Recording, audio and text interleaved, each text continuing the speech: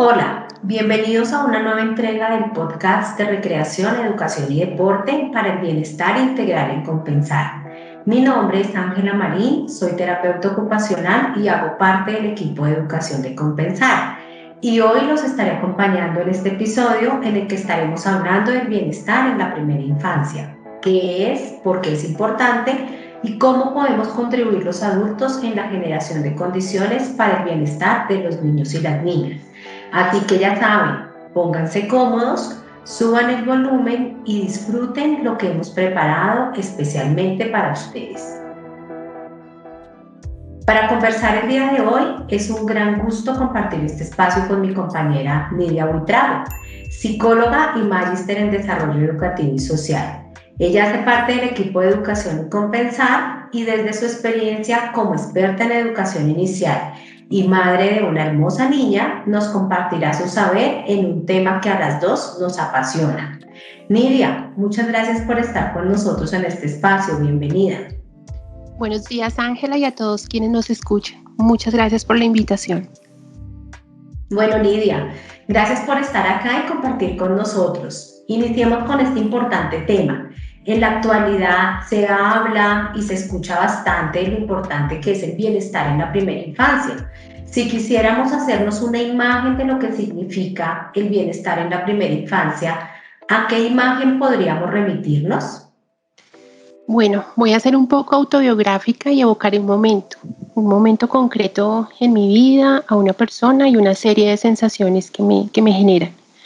Y es el ritual de sueño de mi hija de 5 años, Antonia Zoe. Casi todas las noches antes de dormir, ella selecciona una historia de uno de sus libros favoritos, Cuentos de Buenas Noches para Niñas Rebeldes. Después de leerlo y conversar en torno a la protagonista, me pide que le tome su mano hasta que entre al mundo de los sueños, como le dice ella, el sueño profundo. Mientras va entrando a ese mundo, acaricio su mano, su carita, su cabello y le susurro casi como un arrullo lo que significa en mi vida, la madre orgullosa y privilegiada que soy. Es quizás el momento del día en que mayor oxitocina, mejor conocida como la hormona del amor, libero. Mi cuerpo se relaja, entro en un estado de calma, me conecto profundamente con la gratitud que me produce su vida en la mía. Cuando Antonia entre dormida me dice, me gustan tus apapachos, constato que esta sensación de bienestar no solo la experimento yo, también ella, y que por lo tanto el bienestar más que un concepto es una forma de relacionarnos y de vivir, que nos convoca hacia un mismo sentimiento profundo de cuidado y amor. De lo dicho hasta aquí, quisiera poder invitarlos a hacernos una imagen más colectiva alrededor del bienestar, lo que implica y nos genera. Y es la idea que me plantea Antonia respecto al apapacho.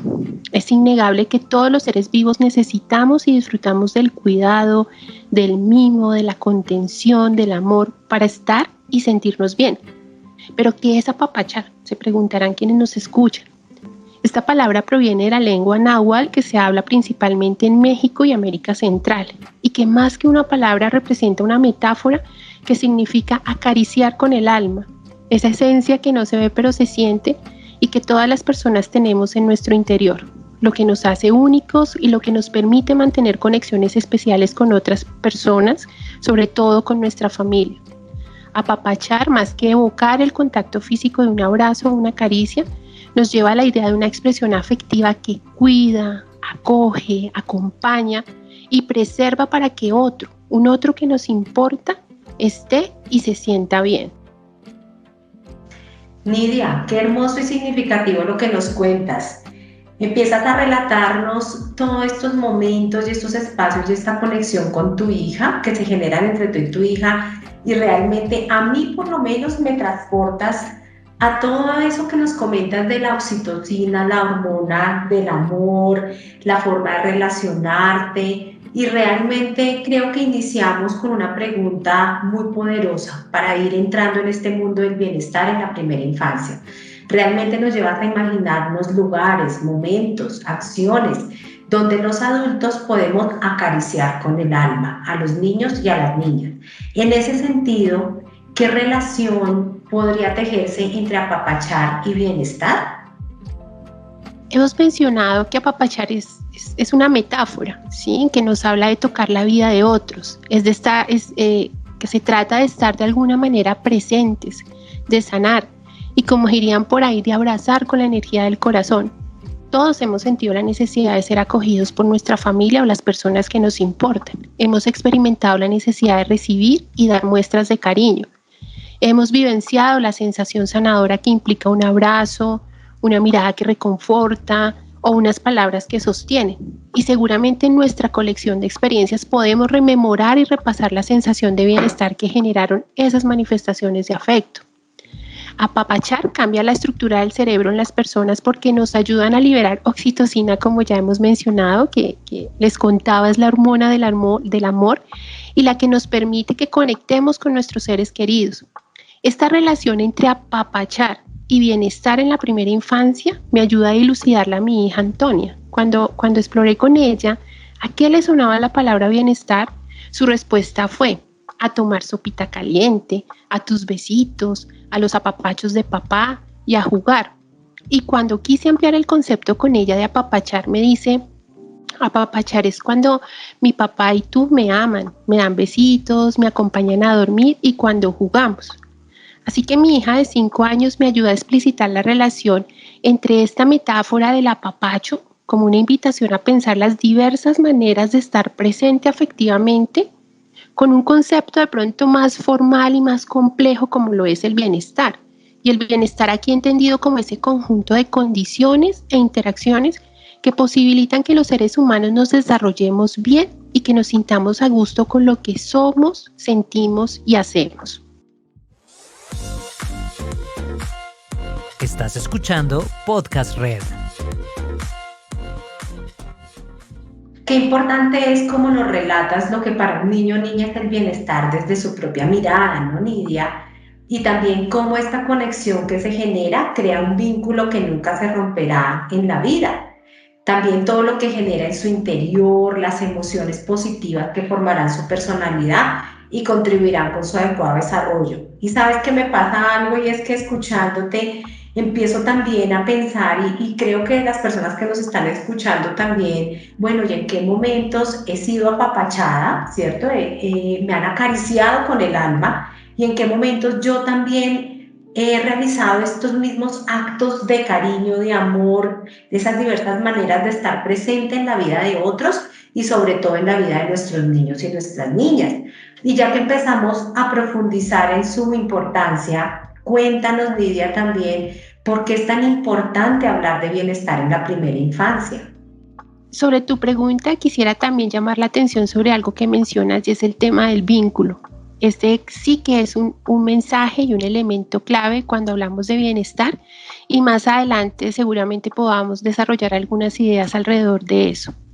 Sobre tu pregunta de por qué es tan importante hablar de bienestar en la primera infancia, creo que antes de responder se hace necesario situarnos en la definición de primera infancia contemplada en nuestra política de Estado de 0 a siempre, que la reconoce como una franja poblacional que va desde el nacimiento hasta los 6 años y es ampliamente conocido que los primeros años de vida tienen una gran repercusión, no solo para el desarrollo de una persona, sino en general para el desarrollo de una sociedad. Actualmente se cuentan con muchos argumentos éticos, políticos, económicos y provenientes de las neurociencias que dan una clara visión de las condiciones o de los factores que definen a un niño o una niña feliz, sano y potencialmente próspero. Todos estos elementos relacionados con el bienestar. Por eso invertir en el bienestar de un niño genera retornos a largo plazo e influye en la prosperidad y viabilidad de la sociedad. Por eso mencionaba anteriormente que lo que hagamos con los niños y las niñas en primera infancia va a determinar el curso no solo de la vida de este niño, sino de la sociedad en general. Consideremos, por ejemplo, que en los 3 primeros años de vida el cerebro de un bebé puede formar más de 1 millón de conexiones neuronales nuevas por segundo, un ritmo que nunca vuelve a alcanzar. Por eso lo que se haga o se deje de hacer tiene un impacto importante para su desarrollo cerebral, su salud, su capacidad de aprender, su felicidad y su bienestar. En ese sentido, son cada vez más las evidencias que señalan cómo las primeras experiencias, la relación con los adultos significativos, lo que ocurre tanto en el hogar como en los entornos educativos, tienen unas repercusiones no solo a corto, sino también a largo plazo. Ahora bien, con respecto a este concepto de bienestar, podrían asociarse algunos términos como felicidad, calidad de vida o satisfacción, que ayudan a comprender su alcance y su importancia. En el caso de los niños y las niñas, el nivel de bienestar dependerá de muchos factores vinculados a su situación personal y del entorno donde ocurre su desarrollo.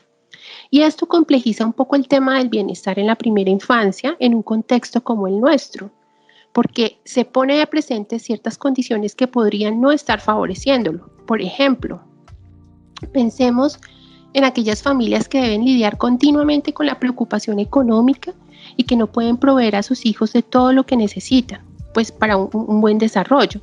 O niños y niñas que se ven expuestos a diversos riesgos relacionados con la pobreza, la desnutrición, la mala salud, relaciones maltratantes y en general a situaciones que no favorecen su desarrollo y por ende su bienestar. Esto lleva a reiterar que desde los primeros meses de vida, los niños necesitan recibir atenciones oportunas que les garantice, además de su buen desarrollo, su bienestar. Nidia, una reflexión muy grande nos dejas al entender la importancia de este concepto.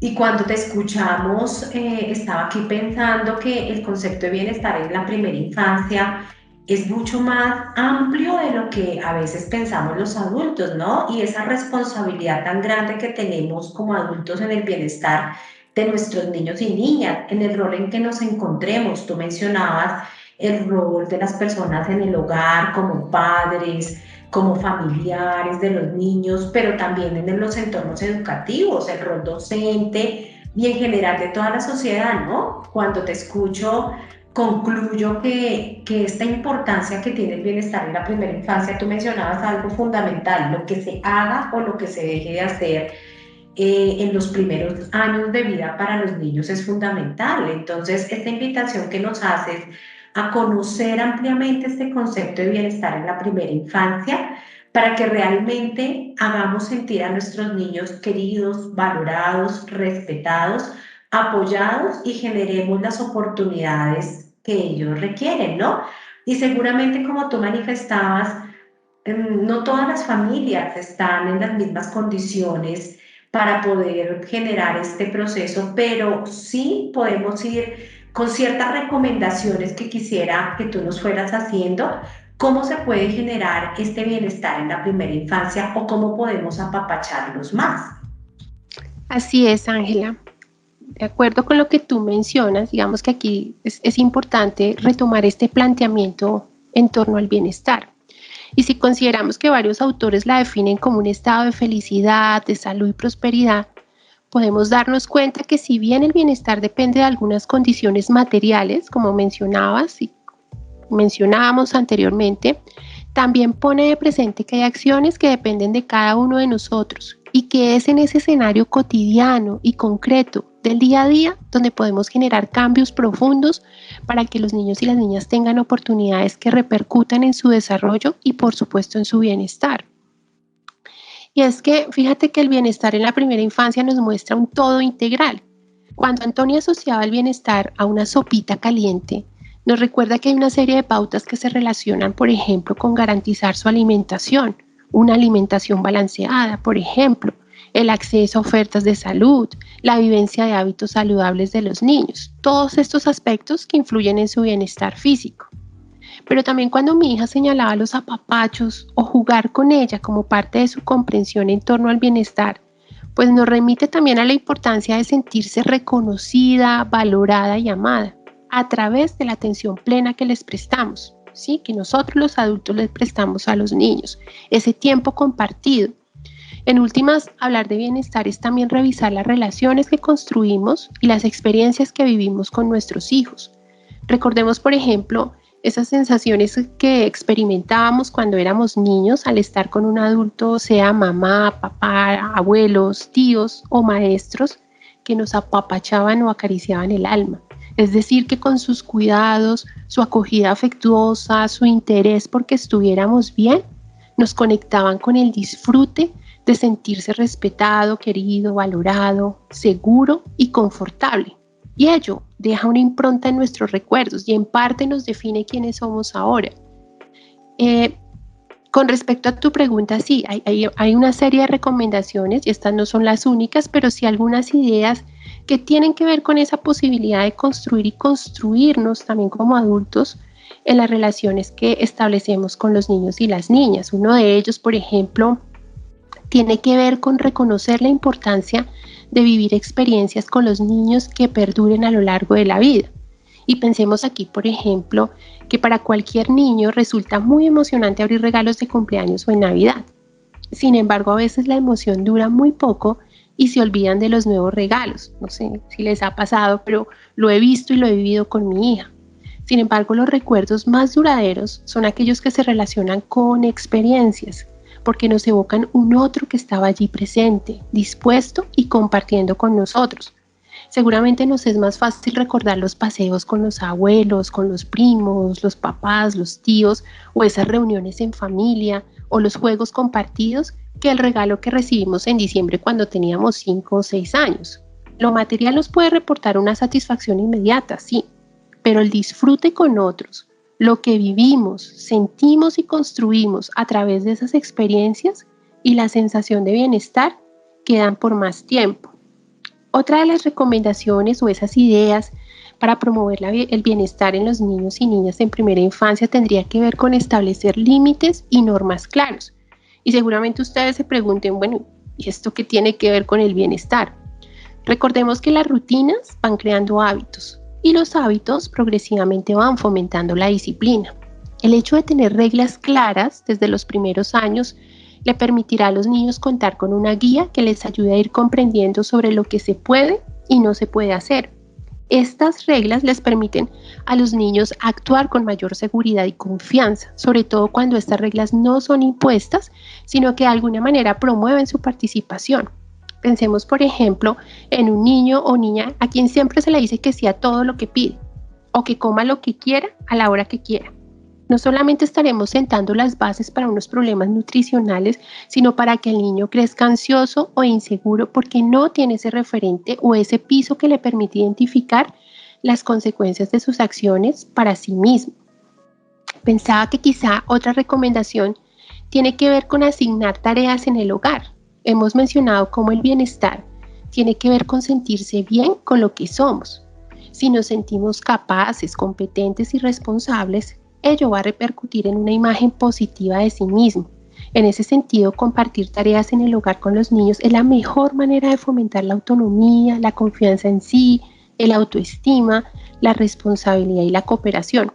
Por ello se debe fomentar en los niños pequeños y de acuerdo con sus capacidades una actitud de ayuda y colaboración en los deberes domésticos. Asimismo, por ejemplo, involucrarlos en la toma de pequeñas decisiones se reflejará en una mayor independencia. Se puede empezar por darles tareas pequeñas como decidir qué ropa ponerse. Y aunque a los adultos no nos guste mucho a veces sus combinaciones o quieran usar, por ejemplo, su disfraz de superchica como en el caso de Antonia en enero o en otro momento del año que no sea octubre, es importante respetar sus decisiones porque son sus iniciativas. Entiendo porque lo he vivido que a veces nos resulta más práctico a los adultos hacer las cosas por ellos, porque no tenemos tiempo, porque lo hacemos más rápido o mejor. Algunos adultos nos hemos acostumbrado a vivir en función del reloj, como a imponer nuestros ritmos a los niños, a impacientarnos cuando no nos siguen. Pero a veces olvidamos que ellos están en un momento distinto de la vida, apenas entendiéndola, apenas comprendiéndola en su propio ritmo. Por ello sus tiempos son diferentes a la de los adultos y ello hay que reconocerlo y respetarlo. Y a propósito de esa reflexión que hacías, Ángela, sobre el tema de los vínculos, otra recomendación tiene que ver justamente con ello, con la importancia y la necesidad de manifestar continua y abiertamente el afecto. A la base de nuestra condición humana y evolución como especie, pues está la capacidad para relacionarnos. El afecto y los cuidados que nos damos es también un asunto clave y estructural para nosotros. No olvidemos que nacemos en un estado absoluto de indefensión, sin haber completado nuestro desarrollo, y que por lo tanto dependíamos durante mucho tiempo del cuidado y atención que nos daban nuestros padres o adultos significativos, tanto para alimentarnos como para movernos, protegernos y defendernos de cualquier peligro. Y en ese entorno que lo acoge, donde los niños y las niñas van construyendo su experiencia emocional y social, es donde van comprendiendo quién es, van creando lazos emocionales con los demás. Y ese aprendizaje se hace a través de la atención, el contacto, la empatía, el afecto, los gestos, las caricias, la cercanía, la mirada y las palabras. Digamos que de esta manera se van sentando las bases para que los niños cuenten con las capacidades para cuidarse a sí mismos, relacionarse con los demás de manera respetuosa y empática, puedan afrontar los conflictos que tengan a lo largo de la vida. Estas expresiones afectivas representan la columna vertebral de la vida emocional y social de cualquier ser humano, lo que nos permite mantenernos en pie. En el caso de los niños, estas expresiones alimentan su cerebro y todo su sistema nervioso. Pensemos, por ejemplo, qué pasa cuando no nos alimentamos bien, por ejemplo. Seguramente desarrollaremos problemas de salud. Asimismo, la falta de amor produce angustia, inestabilidad emocional, falta de seguridad, problemas de relación y un sinfín de complicaciones más. Si el bebé siente que el padre, la madre o su cuidador lo mira, lo acaricia, le habla, juega con él, pues se irá haciendo una representación de sí como un ser valioso e importante. Esto le aportará elementos para ir adquiriendo el conocimiento emocional y social que lo va vinculando consigo, con los demás y con la vida. En ese sentido, es importante reconocer que una buena relación afectiva con los padres, madres y cuidadores es una necesidad que todo hijo tiene, independiente del momento del desarrollo que vivan. Pero esa natural necesidad de sentirse querido requiere siempre una forma de ser expresada. Y esto me lo ha hecho visible mi hija. La importancia de la expresión continua del afecto. Creo que asistimos a un momento distinto donde los niños nos están enseñando o al menos recordando la importancia de manifestar oportunamente el amor a quienes nos importan. Al menos cuando yo era niña, la mayor expresión afectiva recibida por parte de mi padre fue: le traje las galletas que le gustan. Esto fue lo más amoroso que escuchaba de él. Y no eran las galletas lo que me regocijaba. Era la idea que a través de ellas me manifestaba su amor e interés. Sin embargo, ahora con las lecciones de vida que me da mi hija, anhelaría haber escuchado más te amos, más me importas, más mimos, más apapachos, porque el afecto por naturaleza se siente en el cuerpo y se transmite muy directamente con un cariño corporal, un gesto o un abrazo. Pensemos entonces en aquellas personas cuyos padres no se comunicaron con ellos corporalmente o no fueron afectuosos desde la piel y evitaron con ellos todo contacto físico. Seguramente que no hayan aprendido en este momento, pues no hayan aprendido a expresar afecto de este modo. Para concluir sobre este aspecto, es importante ser explícito en la expresión de afectos. Suele pensarse que dentro de una familia, por el hecho de que se establezcan lazos fuertes entre los miembros, se obvian estas manifestaciones. Las relaciones se construyen todos los días y en eso sí que nos enseñan los niños, con un abrazo espontáneo, un te amo imprevisto, un dibujo, así sea de peleas entre dinosaurios y unicornios, que sea difícil de entender. Ellos y ellas nos enseñan que hay que ser generosos afectivamente con quienes nos importan y que nunca está de más decir, expresar, comunicar y apapachar a nuestros seres queridos. Y esto nos lleva a un siguiente elemento que tiene que ver con esa necesidad de compartir en familia. Y es que en algunos casos los adultos hemos creado unos estilos de vida caracterizados por una importante carga de obligaciones y responsabilidades, donde debemos asumir diversos roles, donde a veces no nos da el tiempo, por ejemplo, para dedicarlo a nuestros hijos de manera tranquila, consciente y sin culpas. Con la llegada de la pandemia, que nos llevó a permanecer quizá por primera vez más tiempo con nuestra familia, seguramente en algunos casos se presentaron tensiones y desencuentros, y en otros aprovecharon esta situación como una oportunidad para replantear esos ritmos acelerados y reorganizar las prioridades en la vida. Yo voy a hacer el siguiente planteamiento desde esta perspectiva más esperanzadora que nos deja la pandemia, y es la de reconocer y conectarnos con los beneficios de compartir tiempo en familia. Bueno, no solamente tiempo, espacios, actividades conjuntamente en familia. Beneficios que se relacionan con mejorar la comunicación, fortalecer vínculos afectivos, promover un mayor conocimiento entre padres, madres e hijos, En general, aumentar esa sensación de bienestar de todo el grupo familiar. Por ello, cualquier momento es bueno para compartir en familia, jugar juntos, cantar, bailar, leer, preparar alguna receta sencilla donde los niños puedan participar, hacer del momento de la comida un espacio de encuentro y conversación lejos de dispositivos como televisores o celulares, salir a caminar, contar o inventar historias. Pensemos, por ejemplo, lo que ha implicado el trabajo en casa. Si bien tiene sus beneficios, para quienes tenemos hijos pequeños también ha implicado grandes desafíos. Ellos demandan atención y presencia. Por ejemplo, en mi caso, al principio de la pandemia, ese era un factor de tensión y culpa, estar presente, pero no disponible para mi hija. Antes Antonia veía alguna serie de su preferencia o una película y aunque yo estaba allí físicamente con ella, realmente no lo estaba porque aprovechaba el celular para responder correos, revisar documentos, hasta que un día me confrontó diciéndome: mami, estás ocupada con el celular, así no vas a entender la película. Y sí, de eso se trata. No es hacer que estamos con ellos, es realmente despojarnos de todas las distracciones y entrar en una relación genuina con ellos. Si el plan es ver una película juntos, sintonicémonos con el argumento, con los personajes, con el mensaje, con las conversaciones que se puedan generar allí. Y sobre todo, sintonicémonos con nuestros hijos. Así que no es solo estar presentes, sino dispuestos a abandonar los vertiginosos ritmos adultos y entrar en ese sosiego, en esa tranquilidad, en la creatividad y la oportunidad del disfrute que nos proporcionan los niños y las niñas. Y ya como para finalizar, quizá la última recomendación, pero no menos importante, tiene que ver con prestar atención al autocuidado de quien cuida. Y esto parece un juego de palabras, pero tiene todo un sentido. Y es que cuidarse es una condición para cuidar.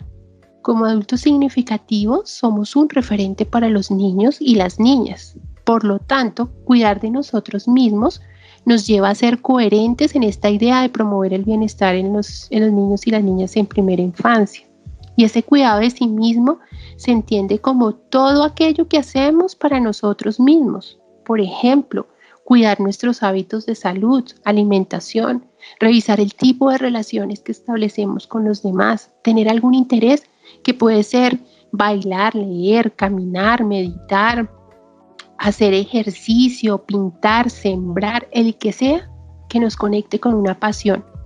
Tener redes de apoyo que nos recuerde que aunque seamos capaces de afrontar la adversidad y la dificultad, también es necesario saber pedir ayuda, sobre todo en estas épocas de pandemia.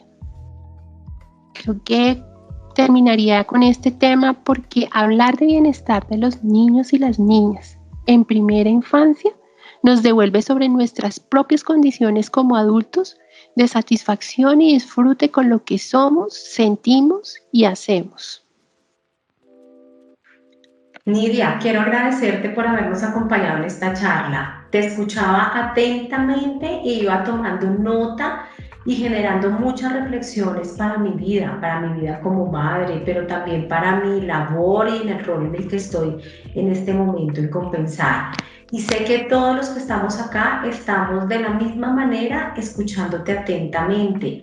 Además, nos fuiste llevando poco a poco en este momento de las recomendaciones a darnos cuenta de que en lo cotidiano es donde podemos establecer estas acciones, que no se queden en un momento, sino que realmente sean experiencias maravillosas y significativas.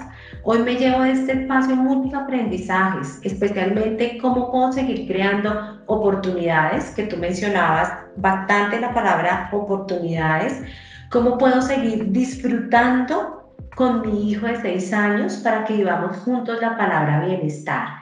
Y sigo pensando en el tema y sabes que así como tú contabas tus experiencias con Antonia de ese bienestar, estoy también pensando a lo largo de la charla en mis experiencias con mi hijo de bienestar y para él es muy importante la palabra familia. Él usa mucho la palabra familia cuando quiere llamarnos a todos a que compartamos ese tiempo. Y sabes que él nos pone también esa alerta que tú decías y que tú mencionabas. Él nos dice, familia, estamos acá. Entonces es como también esa alerta de compartamos juntos. Démonos esa oportunidad para disfrutar, para estar realmente presentes en la vida y en el bienestar de nuestros hijos y de nuestras hijas. Y a ustedes que nos escuchan, cierro preguntándoles algo. ¿Cuál es el apapacho con el que hoy terminarás tu día con tu hijo o con tu sobrino o tu nieto?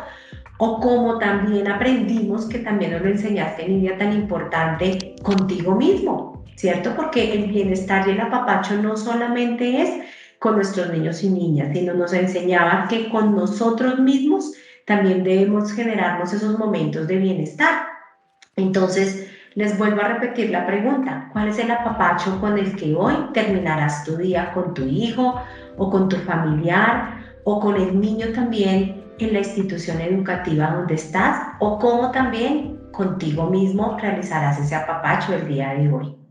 A ustedes muchas gracias por escucharnos. Recuerden que pueden oír este y los demás episodios de nuestro podcast en nuestros canales de Spotify y YouTube. Recuerden también que ingresando a la tienda virtual de Compensar podrán obtener más información sobre los cursos también que tenemos para la primera infancia, en los que el tacto y la estimulación son los protagonistas. Sintonícenos en nuestra próxima entrega en este podcast de recreación, educación y deporte para el bienestar integral de Compensar. Hasta pronto. Este episodio forma parte del podcast de recreación, educación y deporte de Compensar. Aquí podrás conocer más de nuestras sedes, novedades y cursos como natación, música, motricidad, youtubers y muchos más, para que disfrutes en lo que más te gusta junto con tu familia. Visítanos en www.tiendacompensar.com.